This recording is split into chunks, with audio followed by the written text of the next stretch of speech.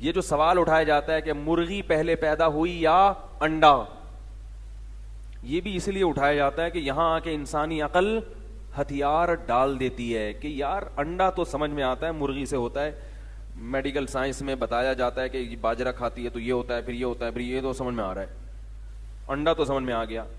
और अंडे से चूजे निकलने का प्रोसेस भी, उसकी भी कोई लॉजिक है जो साइंस ने, लेकिन पहली दफा कैसे हुआ? जब कुछ भी नहीं था तो इतना कुछ कैसे हो गया? तो जाहिर है ऐसे हो गया कि अल्लाह ने कहा हो जा और वो हो गया। वो तो फिर अल्लाह ने चला दिया, एक चेन में सबको चला दिया। पहली दफा ऐसे ही कौन हो जा और वो हो गया, क्योंकि इसके बगैर हो नहीं सकता। मैं अक्सर मिसाल देता हूं ना, मां के पेट में दिल धड़कता है जब, तो पहली दफा कैसे धड़कता है इसकी आज तक किसी की समझ में लॉजिक नहीं आई। भाई पहली दफा तो जब दिमाग से करंट ही नहीं जाएगा तो धड़केगा कैसे, और जब धड़केगा नहीं तो दिमाग में करंट कैसे पैदा होगा? तो अल्लाह ने कहा हो जा